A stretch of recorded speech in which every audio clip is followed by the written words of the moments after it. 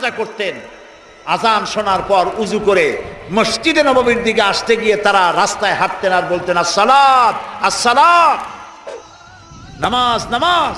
এই আওয়াজ শুনে ঘুমন্ত লোকেরা উঠতো, চলে আসতো। মসজিদ থেকে আজানের পরে নামাজের জন্য ডাকার কোনো বিধান নাই।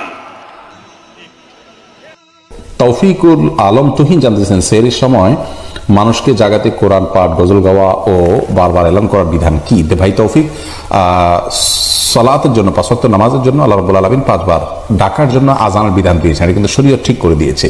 রোজার জন্য আলাদা কোনো ডাকাডাকির ফরম্যাট দেয়নি। এখন কিন্তু আমরা নিজেরা একটা ফরম্যাট তৈরি করে নেই এবং এটাকে আজানের মতোই আপনার একটা নিয়ম বানিয়ে নেই, তাহলে সেটি কিন্তু বিদআতে পর্যবেসিত হতে পারে। যদিও আমাদের সমাজে সাহারির সময় যারা ডাকাডাকি করে তারা এটাকে আজানের মতো কোরআন হাদিস করতে নির্দিষ্ট মনে করে না, কিন্তু যদি মনে করেন তাহলে সেটা কিন্তু বিদআত হিসাবে গণ্য হবে।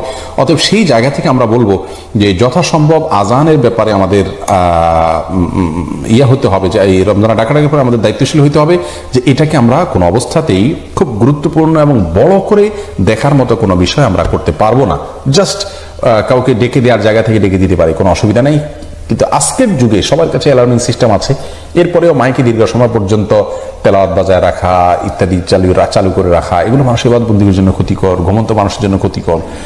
মানুষের ডিস্টার্ব করা তো ইসলাম শরীয়তে জায়েজ নাই। আপনি বলবেন আজানও তো ডিস্টার্ব হয়, আজান হয় ফজরের সময় আর এটা হয় গভীর রাতে 3টা বাজে, যার কারণে এটা জায়েজ নাই। আর দ্বিতীয়ত আজান হয় সামান্য 1 মিনিট 1.5 মিনিটের মধ্যে, আর এটা হয় দীর্ঘ সময় পর্যন্ত। অতএব এভাবে মানুষের ক্ষতি হতে পারে।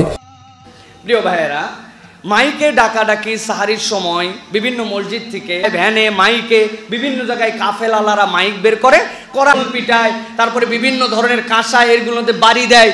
আমি একবার জিজ্ঞাসা করছিলাম, ভাই সাহারির শেষ সময় হচ্ছে 4:32, তুমি 1:30টার সময় কেন ডাকতেছো? কই হুজুর আর বলেন না, আমাদের নেটওয়ার্ক হচ্ছে আসাদ গেট থেকে গাবতলি, তো এখন পুরা জায়গাটা তো কভার দেওয়া লাগবে।